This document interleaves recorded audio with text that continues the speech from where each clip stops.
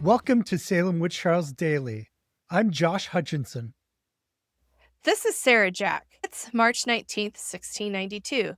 Today in Salem, villagers Henry Kinney and Edward Putnam file a witchcraft complaint against Martha Corey for supposedly afflicting Ann Putnam Sr., her daughter Ann Jr., their maid Mercy Lewis, Samuel Parris's niece Abigail Williams, and Dr. Griggs' maid Elizabeth Hubbard. Magistrates issue a warrant for Martha Corey's arrest, instructing either the Marshal of Essex County or any Salem constable to bring Martha to Lieutenant Nathaniel Ingersoll's tavern in Salem Village at noon on Monday the 21st. Specters who Ann Putnam Sr. names as Martha Corey and Rebecca Nurse reportedly torture Ann throughout the day with such tortures as no tongue can express. Anne barely survives a night full of spectral attacks, she says, thanks to God who gives her the strength to endure. Today also brings a visit from former Salem Village minister Deodat Lawson.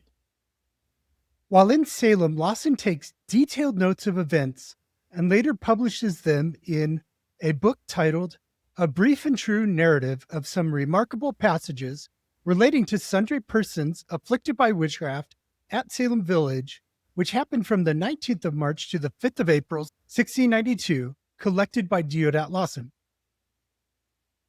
On March 19th, he writes, "On the 19th day of March, last I went to Salem Village and lodged at Nathaniel Ingersoll's, near to the minister Mr. Parris's house, and presently after I came into my lodging, Captain Walcott's daughter Mary came to Lieutenant Ingersoll's and spoke to me, but suddenly after, as she stood by the door, she was bitten, so that she cried out of her wrist, and looking on it with a candle, we saw apparently the marks of teeth, both upper and lower set, on each side of her wrist."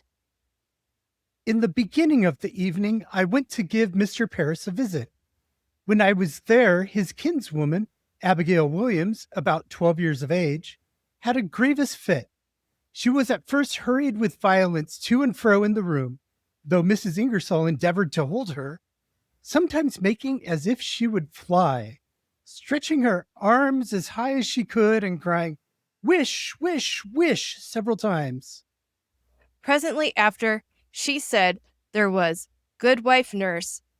"Do you not see her? Why, there she stands." And she said Goodwife Nurse offered her the book, but she was resolved she would not take it, saying often, I won't take it. I do not know what book it is. I am sure it's none of God's book. It is the devil's book, for aught I know." After that, she ran to the fire and began to throw firebrands about the house, and ran against the back as if she would run up the chimney, and as they said, she had attempted to go into the fire in other fits. Thank goodness Mrs. Ingersoll was able to hold her down from flight.